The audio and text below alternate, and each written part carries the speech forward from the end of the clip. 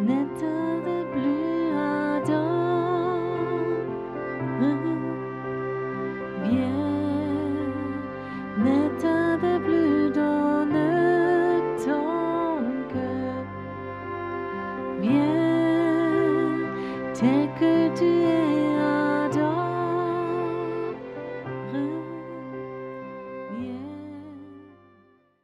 Bonsoir à tous. J'ai l'impression, mais je peux me tromper, vous êtes en forme ce soir. Je vous ai entendu chanter, je vous ai entendu louer, et je me disais, waouh, ils sont en forme. Et je m'en réjouis. Ce soir, j'aimerais vous dire tout de suite le thème pour ceux de YouTube qui puissent l'inscrire. Éprouvez tout. Et dessous, prophétiquement. Ou prophétiquement, éprouvez tout. Oh, c'est chaud maintenant. Il y a beaucoup de personnes, des chrétiens, ils ont une mauvaise image du prophétique. Et quand on a une mauvaise image du prophétique, de quelque chose ou de quelque chose, on ne peut pas ouvrir son cœur complètement. On a toujours une retenue. Et je crois qu'il faut qu'on ait une sécurité. Qu'est-ce qu'on peut éprouver? Ce qui est de Dieu, ce qui est bon et ce qui n'est pas de Dieu. Et ce qui est un mélange ou ce qui manipule pour que nous puissions discerner. Il y a des personnes qui veulent que discerner, chercher les fautes et d'autres personnes qui prennent tout. Et les deux choses ne sont pas bonnes, c'est juste. Il y a plusieurs jours, j'ai lu un verset biblique et celui-là ne m'a pas laissé tranquille. De ma vie, je ne l'ai peut-être pas encore lu, c'est dans les psaumes, je crois 36 ou 40, et il a écrit, le psalmiste dit, le prophète, dans ta lumière, nous voyons ta lumière, ou dans ta lumière, nous voyons la vraie lumière. Ça veut dire quand tu es en Jésus, alors tu vois d'abord la lumière. Et cette phrase ne m'a pas laissé tranquille. Je disais, Seigneur, qu'est-ce qu'elle signifie? Ça signifie qu'il y a sans doute d'autres lumières aussi. Tu comprends? Combien de personnes cherchent la lumière dans l'ésotérique? Combien de personnes cherchent la lumière dans l'avenir, dans les cartes, dans les boules de cristal, dans le yoga ou plein d'autres choses? Nous cherchons la lumière. Et tu sais, les gens ont de bonnes expériences aussi avec ces lumières. Le surnaturel, c'est fascinant. Et il y a tellement de lumières qui sont fausses et beaucoup de lumières sont aussi éblouies par la religiosité, du légalisme, l'accusation et plein de choses. Et que dans la lumière, nous voyons la vraie lumière. Ça veut dire en Jésus-Christ, quand tu es dans la présence de Dieu, quand tu es en communion avec lui, tu reconnais la vraie lumière. Et je crois que ça, c'est important. Quand nous cherchons les lumières, nous pouvons nous tromper. Et là, je viens aussi dans ce qui est dans le prophétique, il y a tellement de possibilités d'aller dans le surnaturel. Mais parfois, on va trop loin, dans la mauvaise direction, et on le remarque trop tard. Ou on le remarque que quelqu'un a prophétisé sur toi, et tu dis « Waouh, c'est merveilleux, je souhaitais tellement », mais quelque chose a un arrière-goût dans ça. Cette personne, peut-être, a lu ou senti ce qu'était ton désir, mais le désir dans ton cœur, ce n'est pas toujours la volonté de Dieu. Et ça, c'est des choses qui sont complexes, mais je vais peut-être en parler. Il faut que tu saches quelque chose quand tu reçois une prophétie. Qui n'a jamais eu une prophétie dans sa vie? Levez voir la main. Alors vous êtes tous hyper prophétisés. Il y a quelque chose qui ne va pas. Donc certains ont encore osé lever la main maintenant. Une prophétie n'est jamais ce qui va se passer automatiquement. Une prophétie, ce n'est pas quelque chose qui tombe du ciel. Le prophète prophétise, tu vas faire ceci, cela, et tu le crois, et alléluia. Et 5 ans après, tu es toujours encore au même point, il n'y a rien qui s'est passé. Et alors, on a tendance à dire, ah oui, peut-être que c'était un mauvais prophète, ou c'était pas de Dieu. Mais c'était peut-être de Dieu. Il faut que tu saches quelque chose. Quand tu viens au monde et tu es tombé dans le péché, comme toute personne, alors tu n'es pas dans le plan de Dieu, mais tu es dans le plan du diable. Chaque personne qui n'est pas née de nouveau, qui n'a pas accepté Jésus-Christ, est dans le plan du diable. Et le diable a un plan pour toi. Tu sais ça? Tu sais où est la fin? Je ne veux pas vous faire peur. Le diable a un plan pour toi et il est patient. Il sait très bien, oui, j'ai le temps, il va mourir, après il m'appartient. Il s'occupe d'autre chose. Il n'est pas pressé. À part que toi, doucement, tu vas chercher la vérité. Il y a des petits démons qu'il t'envoie. Pas que le soir, il aille encore à la taube. Fais attention. Pourquoi je vous raconte cela? Il y avait une dame assez âgée, elle avait plus de 80 ans, je me rappelle encore. Elle venait toujours le dimanche en taxi à l'église. Elle avait assez d'argent. Elle n'habitait pas trop loin, 2-3 kilomètres. Elle venait toujours en taxi. Le taxi la cherchait et la recherchait après. Un jour, elle vient me voir et elle dit... Je crois que j'ai 83, 84 ans, je vais avoir un entretien avec vous. Et je remarque qu'elle n'était pas née de nouveau, mais elle cherche. Et elle commençait à parler de sa vie occulte. Elle me demande si ces choses viennent de Dieu. Elle dit, pendant 40 ans, elle faisait de l'écriture automatique. Ça signifie... Elle avait un contact avec l'au-delà et elle avait un stylo et automatiquement la main bougeait et des messages descendaient du ciel. Et ça pendant des années. Et alors, parce qu'il fallait, ils les ont même obligés, et alors elle a écrit ces messages. Et j'ai dit, ça ne peut pas venir de Dieu, même d'ailleurs, ça vient de démons. Alors je dis, est-ce que vous croyez aux démons? Et elle dit oui. J'ai dit, pourquoi? Mais j'ai déjà 50, depuis 50 ans, j'ai un petit démon là, il est souvent à côté de moi, il me quitte jamais, il est aussi grand et il est jour et nuit, partout avec moi, à côté de mon lui, il me quitte jamais, à part quand je vais à la taube. Alors il reste dehors, il ne rentre pas, mais il gronde. Bizarre. Et après plusieurs années, elle a remarqué, dans son plan dans lequel il est dangereux. Le plan du diable, tu n'as pas besoin de faire beaucoup, il se réalise. Il y a plusieurs années, en France, donc je regardais une émission, ils avaient invité des voyants très connus. Peut-être que tu te dis, toi, Pierrot, il ne faut pas que tu regardes ça. Si, moi, je regarde ça. Tu sais, entre collègues, parfois, il faut se renseigner. S'il vous plaît, ne quittez pas la salle.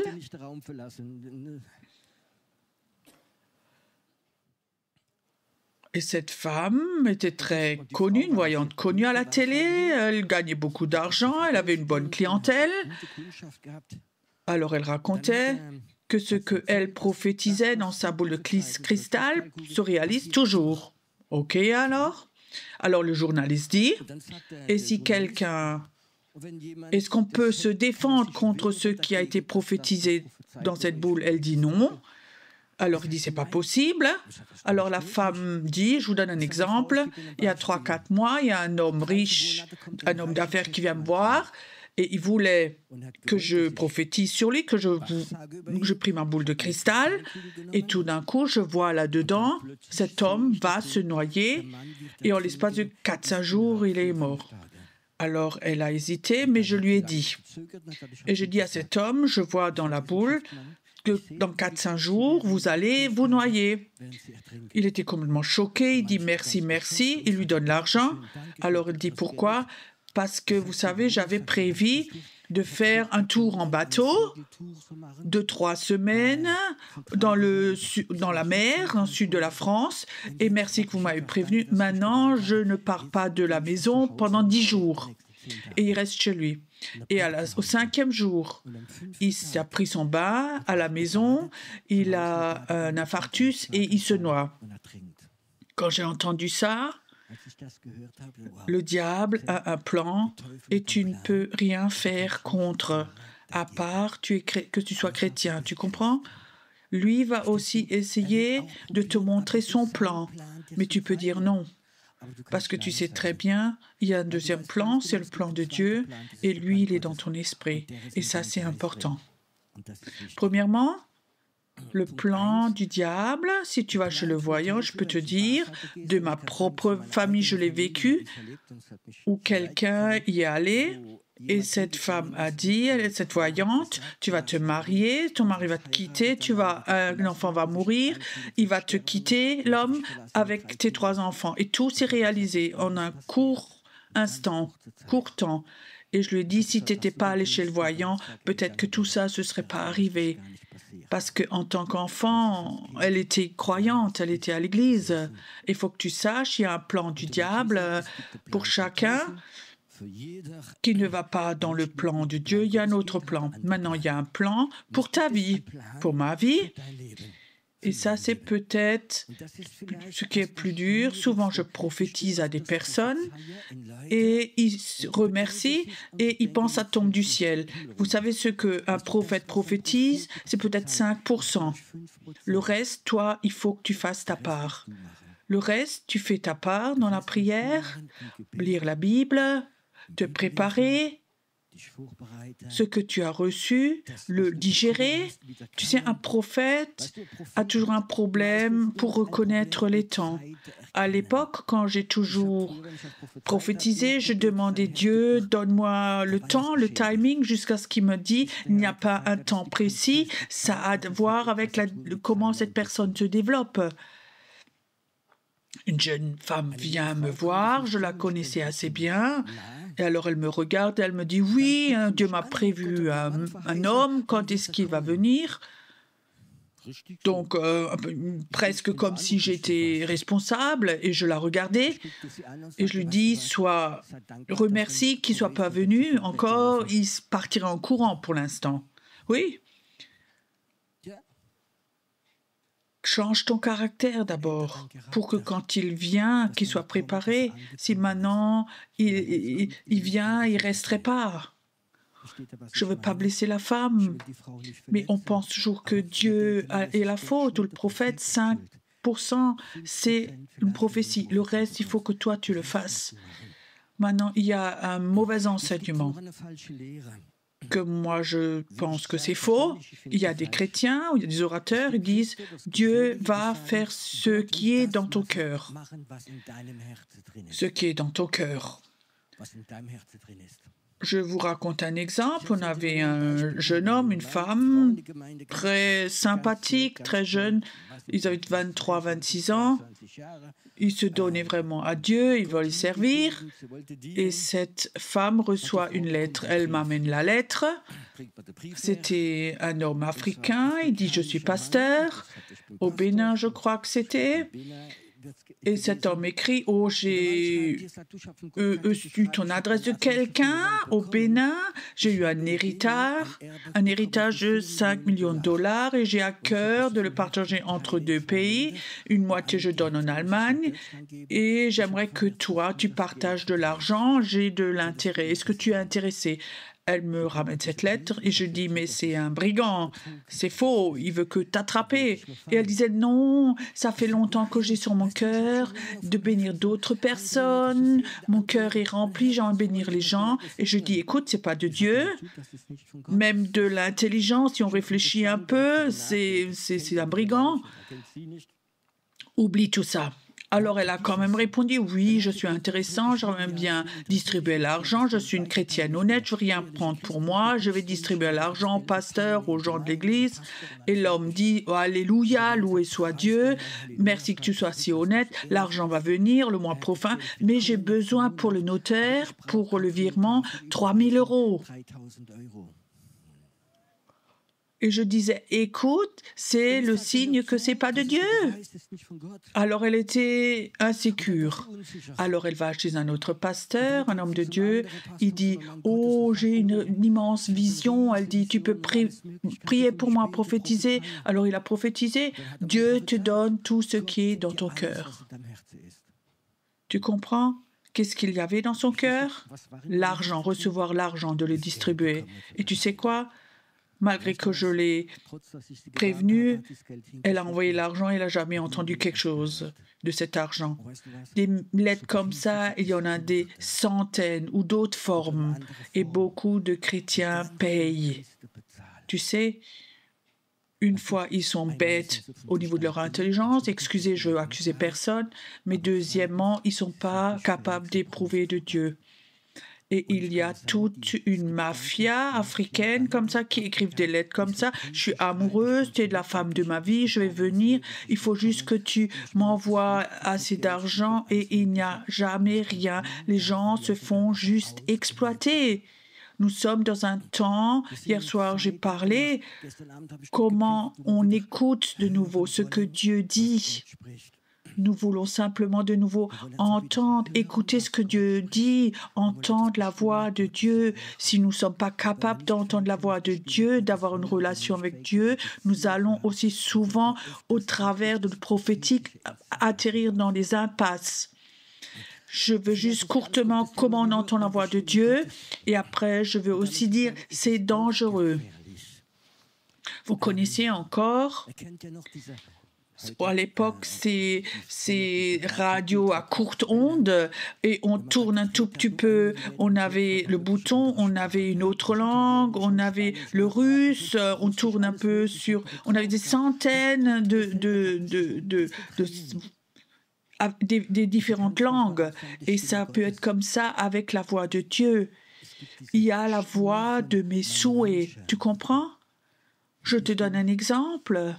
Je me souhaite que ce frère, par exemple, qui dit Pierrot, ça 5 ans déjà, je suis au chômage et je prie beaucoup et je sais ceci et j'aime ce frère et prophétise donc comment on prophétise vite, tu vas avoir un boulot, un travail d'un cœur honnête parce que je l'aime, mais c'est pas de Dieu. C'est mon souhait qu'il trouve un nouveau travail. Et souvent, il y a des gens prophétiques, ils connaissent, ils peuvent lire les souhaits des personnes. Tu peux développer une sensibilité ou quand tu regardes les gens, tu peux lire leurs souhaits. Quelqu'un qui a un esprit de pauvreté, tu prophétises beaucoup d'argent et tu es aimé, c'est tellement dangereux. Il y a une voix des souhaits. Nous avons une voix de souhaits et parfois elle peut être très forte. Nous devons apprendre cette voix de nos souhaits, de la tuer dans nos prières. Chacun d'entre nous a une autre voix. Les femmes ont sans doute une autre que les hommes, comme moi, par exemple. Je prends prospectus, où je vais dans un garage où il y a cette nouvelle voiture, a que besoin de tant et tant d'essence et tellement de chevaux et des sièges en cuir, tu t'assieds dedans. Si j'entends mes souhaits, c'est achète-la. Les femmes n'ont pas ça. Les femmes, c'est quand elles vont dans un magasin de chaussures, elles voient des chaussures. Nous avons tous des voix en nous, de souhaits. Vous connaissez ça? On souhaite même de bonnes choses pour les autres. Il y a aussi des leaders spirituels, ils ont un grand cœur et ils sentent et ils connaissent les souhaits de leur personne et ils prophétisent les souhaits. Et ça, c'est dangereux et c'est faux. Je crois que c'est important que tu ne fais pas attention aux souhaits et que tu ne regardes pas les gens, mais quel est le cœur de Dieu pour cette personne? Et qu'est-ce que tu fais maintenant si tu reçois une prophétie et cette prophétie touche maintenant et à 100% ton cœur, réalise ton cœur. Ça fait tellement longtemps que tu sois un partenaire, une maison ou autre chose et il prophétise et waouh, c'est vraiment ce que tu souhaites. Alléluia.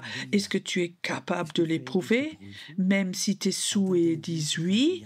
Et après, il y a l'inverse. Il y a des prophétises qui prophétisent que ton cœur ne veut pas. Je vous raconte un exemple. Je vais l'écourter courtement.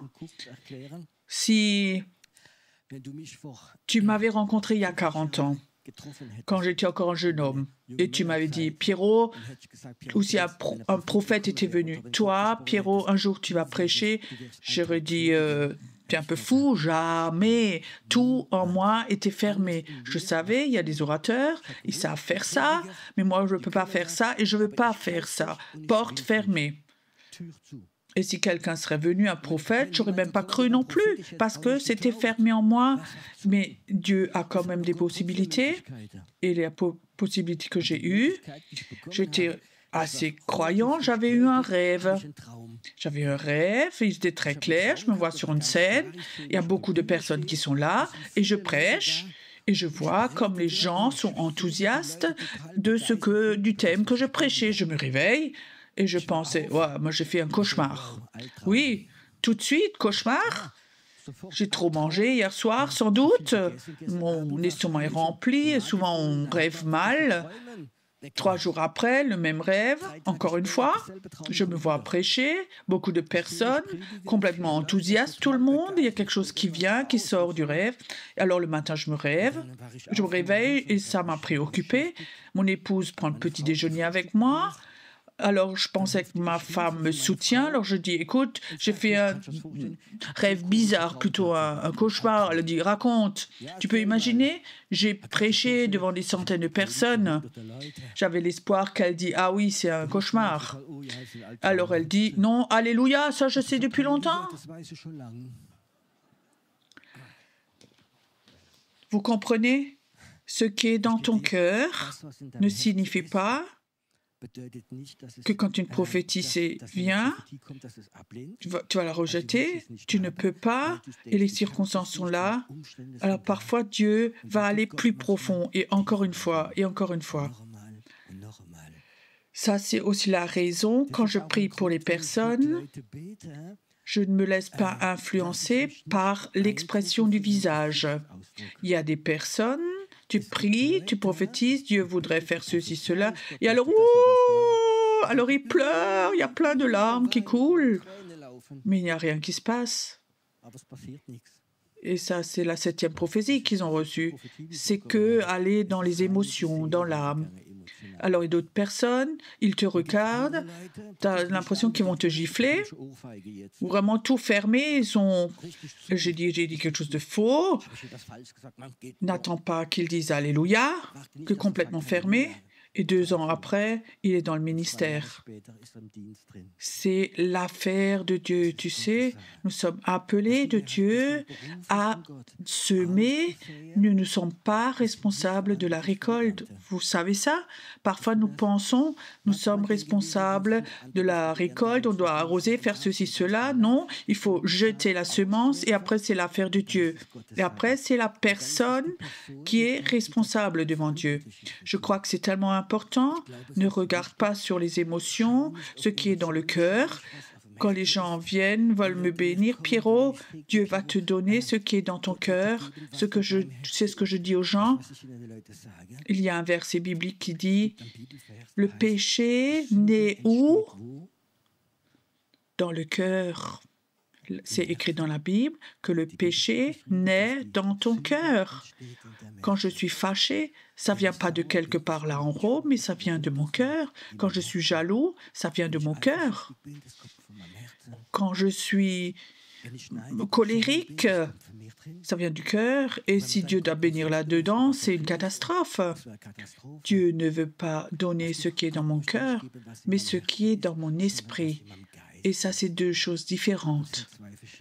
La personne est de nouveau et l'esprit communique avec l'esprit, pas avec ton cœur. Il y a d'autres personnes qui disent, oui, j'avais eu le sentiment, mes sentiments ce soir, si j'écoutais, je ne serais pas là ce soir. J'ai la grippe, j'ai la fièvre et tout, mais je suis là, pas parce que mes sentiments ont dit va prêcher, mais parce que j'ai dit, Dieu m'a dit, vas-y, tu vas aller mieux. Et j'ai appris, les sentiments peuvent te tromper. Dites-moi amen à ceci. Est-ce que vous êtes encore des humains ou est-ce que vous êtes complètement dans l'esprit? Les sentiments peuvent nous tromper. Ne construis pas sur tes sentiments, mais sur la parole de Dieu, le cœur de Dieu. Construis sur ce que le Saint-Esprit met dans ton cœur, dans ton esprit. Et ça, c'est un étage plus bas. Nous, souvent, en tant qu'Européens, nous sommes des personnes de tête. Tout est contrôlé dans la tête, dans l'intelligence. C'est rare que dans le culte, les gens se déconnectent tout ou racontent avec le voisin, par exemple. Je vois rarement que les personnes se déconnectent complètement et que le Saint-Esprit va complètement sur les personnes. Mon souhait serait d'être là devant et le Saint-Esprit touche l'esprit des personnes et ça fonctionne. Tu comprends?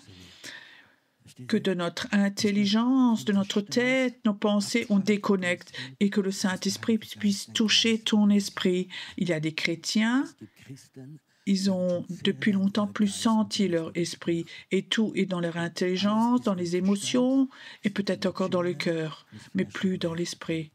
Et je crois que le temps est là où nous allons de nouveau à ce niveau de l'esprit. Nous devons y aller. Je crois que nous allons trop bien.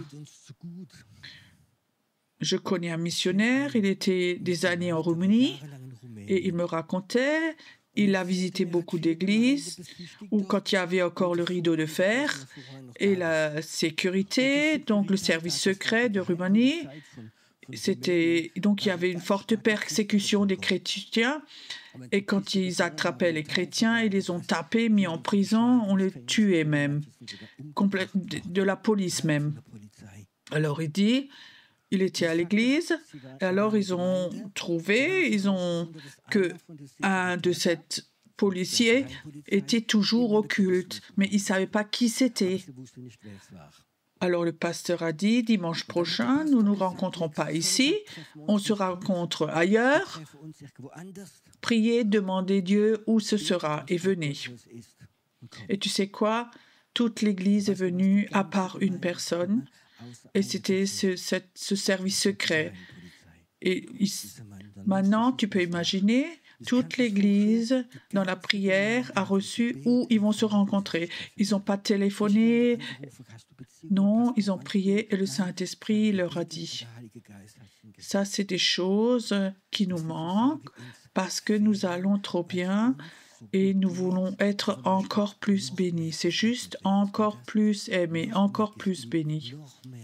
Et je crois que si les gens vont être sous pression, on aura de nouveau tendance à être plus près de Dieu, notre relation être plus près.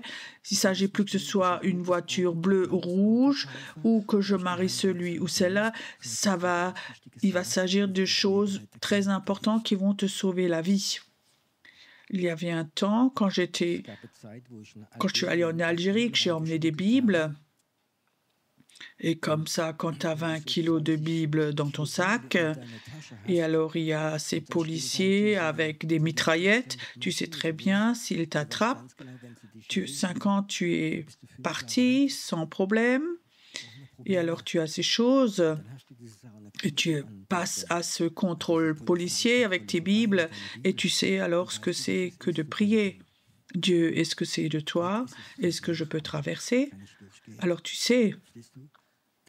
Dieu, si tu ne donnes pas de réponse, c'est pas grave, non. Alors tu sais vraiment. J'ai l'impression que beaucoup, des temps comme ça peuvent de nouveau venir ou qu'ils vont venir. Les situations où tu es vraiment sous pression. Qu'est-ce que tu fais avec ton argent? Est-ce qu'il est temps de le chercher de la banque si tu l'as ou de laisser?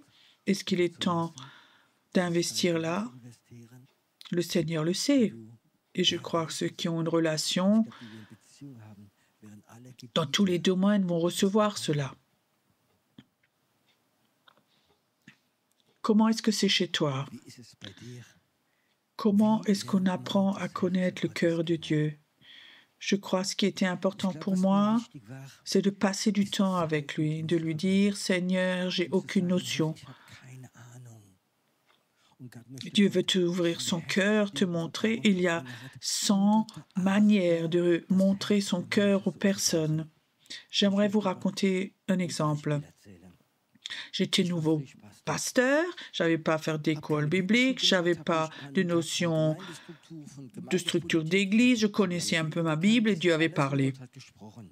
Et au début, nous avions un couple dans notre église. Le couple s'était séparé.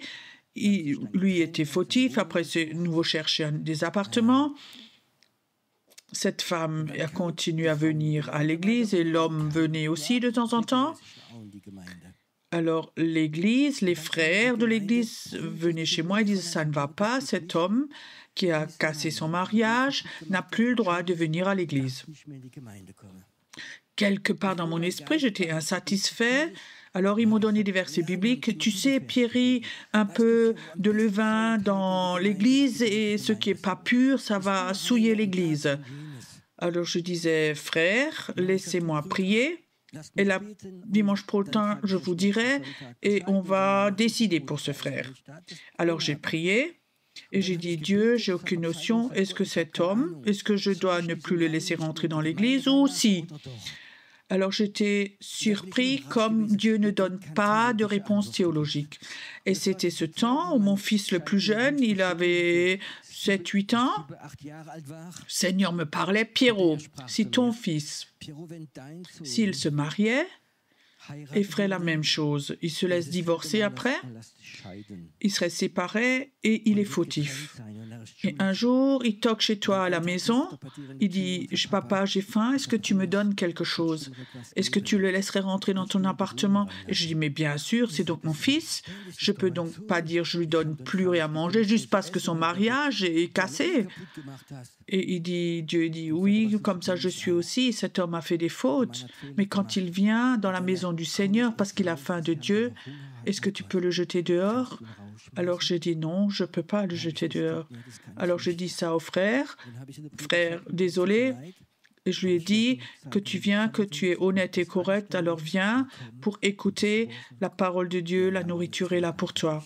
Et comme ça, j'ai appris à connaître Dieu, parce qu'il m'a montré son cœur. Et ma question est, est-ce que tu veux apprendre à connaître le cœur de Dieu? Est-ce que tu veux le connaître cœur à cœur, pas seulement par la théologie, mais est-ce que tu veux apprendre à connaître Dieu? Est-ce que tu vas avoir ce temps où tu dis Dieu, quand tu lis la Bible, tu lis 2 chapitres et tu dis après, ouais, j'ai lu 2 chapitres, ou tu dis non, je vais peut-être lire un petit bout et rester sur ces mots et dire Seigneur, explique-moi cela. Quand tu dis cela, pourquoi tu le dis? Montre-moi ton cœur, j'aimerais te comprendre, j'aimerais être en communion avec toi. Tu sais, et alors tu apprends à connaître cet esprit prophétique. Tu apprends à le connaître parce que tu connais le cœur de Dier. Je ne sais pas si j'ai dit ça hier déjà, quand quelqu'un prophétise sur ma vie et dit « je suis prophète » et il prie sur moi et s'il prophétise et je ne sens pas le cœur de Dieu dans ces mots, je ferme les volets.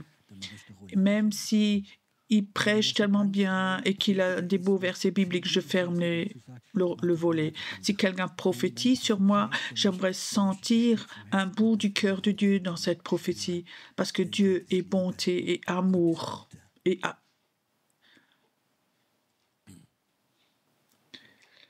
Je crois que l'essentiel pour moi dans la théologie, c'est connaître Dieu, connaître son cœur. Nous sommes tellement habitués, en Allemagne, en Europe, de remplir nos cœurs, nos têtes avec la théologie, avec des principes, et tout est rempli. Mais je connais si peu de chrétiens qui connaissent Dieu de cœur à cœur. Je veux te donner un conseil. Prends-toi le temps tous les jours de lire la Bible, pas de trop, mais de rester sur place. Quand Dieu dit quelque chose, de dire « Dieu, explique-moi cela ». Qu'est-ce que toi, tu ressens dans ton cœur? Est-ce qu'il y a là de la joie, de la tristesse, de l'espoir? J'aimerais connaître ton cœur et tu vas apprendre à connaître le cœur de Dieu. Et je veux te dire, c'est mieux que n'importe quel savoir théologique. Tu peux étudier 5 ans la théologie avec la Bible, mais tu n'as pas besoin de connaître Dieu. Tu ne sais pas ce que Dieu a un cœur et c'est tellement important cela. Nous allons rentrer dans un temps où beaucoup de lumières vont éblouir, et que dans la lumière, tu vas reconnaître la vraie lumière. Et dans la lumière, ça signifie d'être dans le cœur de Dieu. Et la lumière de Dieu va être là, elle va être là. Et tu vas reconnaître ce qui est juste et ce qui est faux. Je peux te dire, nous rentrons dans un temps où beaucoup de prophètes, mouvements prophétiques vont se lever, des mouvements charismatiques Et ils vont comme ça lancer plein de choses. Tu vas entendre plein de choses. Tu sauras plus ce qui est juste ou faux. Tu vas entendre des prédications et tu dis, mais c'est l'inverse de ce que j'ai entendu hier. Il y a un temps qui est là où les chrétiens doivent de nouveau apprendre à connaître le cœur de Dieu. Et tu vas dire, le prophétique, ça va être automatique. Il y a beaucoup de chrétiens. Ils me racontent quelque chose et je parle. Et alors ils disent, mais Pierrot, tu m'as donné la réponse, mais tu n'as pas prié pour cela. Je n'ai pas besoin de prier, je connais le cœur de Dieu. Et beaucoup de choses, je sais exactement, ça c'est la réponse. Parfois, j'ai déjà dit à quelqu'un, maintenant, est-ce que je dois 8 jours prier et jeûner pour te donner une réponse? À la fin de l'année, je vais être tout fin.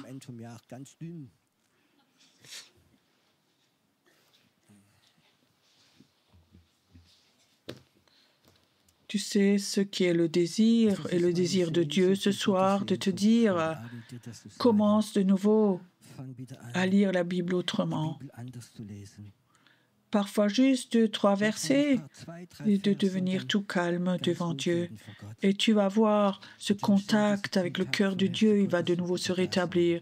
Et je peux te dire, quand tu connais le cœur de Dieu et de passer du temps avec lui, c'est mieux que n'importe quelle école biblique, que n'importe titre de théologie que tu peux recevoir. Connaître le cœur de Dieu. Est-ce que tu voudrais toi aussi parfois sentir le cœur de Dieu?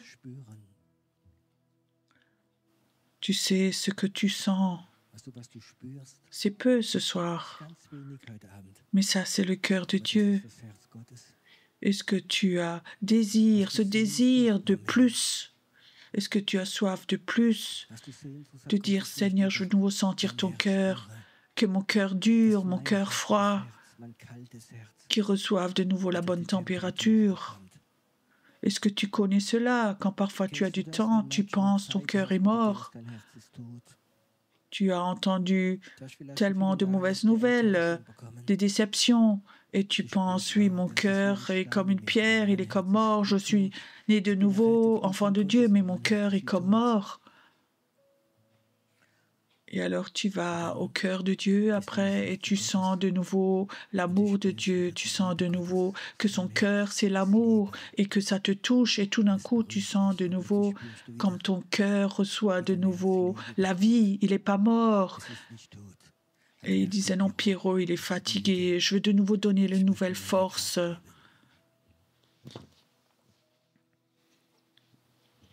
Écoute, si ce soir tu es là, peu importe où tu es, et tu as l'impression, tu as tellement fait, tu as lu tellement de Bibles, tellement de séminaires, entendu tellement de prédications, mais tu es là et tu dis, oui, c'est juste, j'ai l'impression que mon cœur est parfois comme mort, il est devenu froid. Alors viens devant, j'aimerais prier pour toi, que Dieu touche ton cœur de façon toute nouvelle. Ce soir, Dieu veut parler avec des personnes cœur à cœur.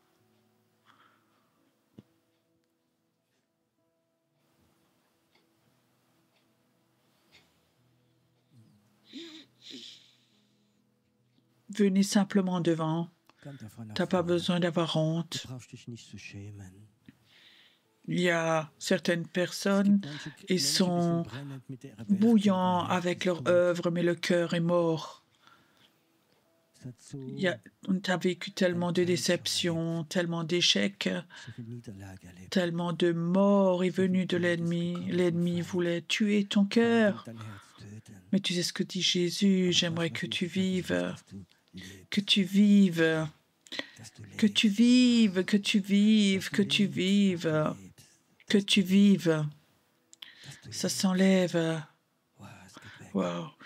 Tu vas de nouveau pouvoir t'aimer, tu vas de nouveau avoir de la joie, dit le Seigneur.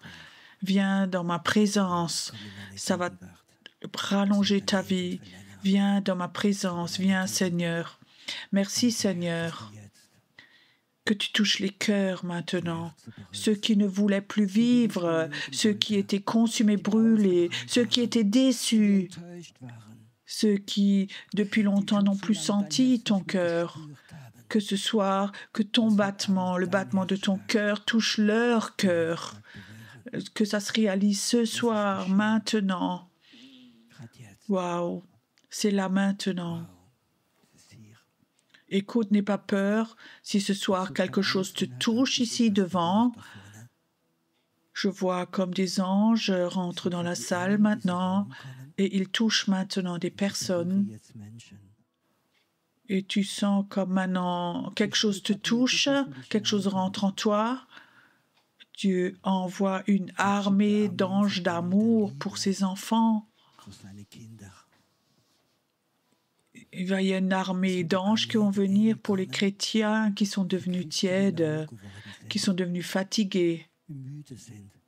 Nous allons avoir des cultes où les anges d'amour que Dieu va nous envoyer, ça va devenir tellement fort que les personnes vont se briser, vont être brisées par l'amour des anges et ils vont rentrer et leur cœur va être rempli de l'amour de Dieu.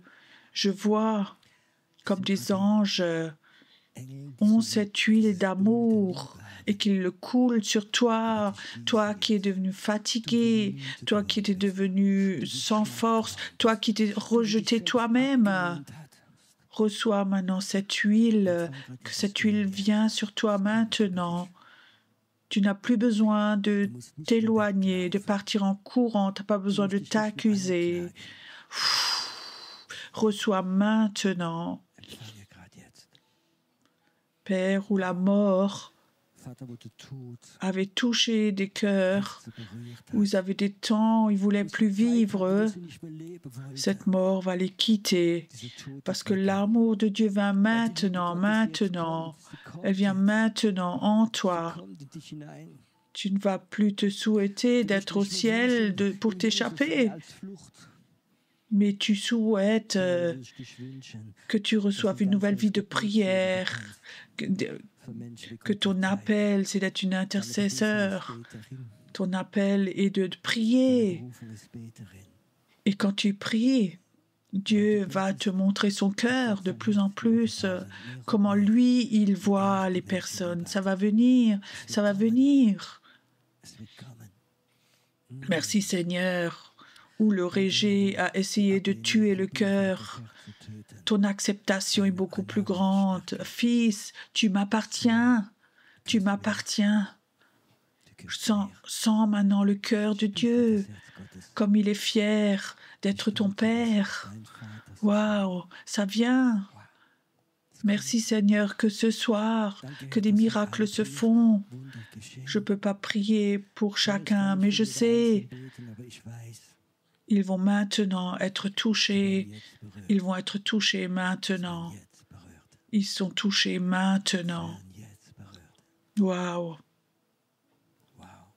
Et nous allons avoir un temps de nouveau où dans la louange, nous n'allons pas faire que la musique chrétienne belle, mais nous allons avoir des temps où nous allons toucher le cœur de Dieu et le cœur de Dieu va toucher notre cœur dans la louange. Le ciel va s'ouvrir et ça va être une louange tellement puissante et forte où les gens non-croyants vont venir et vont être debout dans la louange et vont sentir le cœur de Dieu dans la louange. Ça va venir, ça. Il y a une nouvelle vague d'adoration qui va venir et le cœur de Dieu va être dedans, là. Ça ne sera plus important quelle musique, quelle langue, mais une vague va venir où les anges vont être là et pendant la louange, ils vont adorer avec nous pendant que le cœur de Dieu est là, parce que les chrétiens vont de nouveau adorer leur Dieu du fond de leur cœur. Ils vont plus être là devant le mur de lamentation, mais ils vont adorer Dieu de cœur à cœur. Beaucoup d'entre vous sont appelés par Dieu à être des adorateurs. Aussi, même si tu ne joues pas d'instrument, moi non plus, mais même si tu n'as pas une belle voix, Dieu je peux poser quelque chose en toi et tu vas adorer et tu vas toucher le cœur des personnes. Tu vas de nouveau adorer, tu vas de nouveau louer. J'aimerais bien qu'on chante ensemble ce chant tout simple. Je t'aime, Seigneur. Nul n'est comme toi. Et pendant ce temps où toi tu adores, le cœur de Dieu va venir et va te toucher. Il va enlever toute douleur, là où l'ennemi avait mis comme une flèche dans ton cœur et que ton cœur avait saigné. Maintenant, je sors cette flèche. Cette déception va te quitter et je vais t'élever de façon toute nouvelle, dit Seigneur, dans ma présence. Je vais t'élever dans ma présence. Il y a un temps nouveau qui vient. Adorons Dieu maintenant.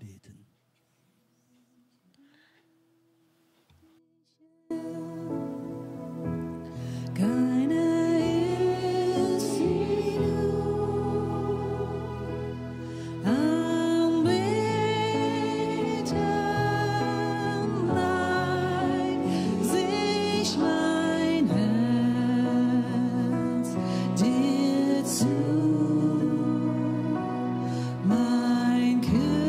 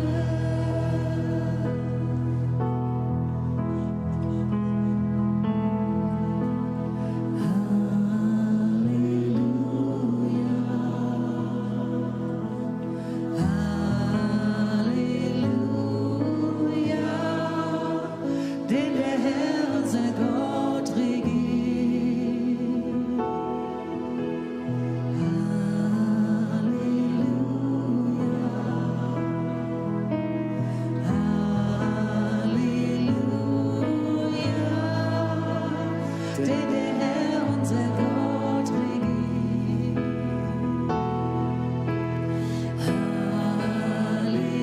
Halleluja, heilig, heilig bist du, Herr, allmächtiger. Würdig ist das Lamm,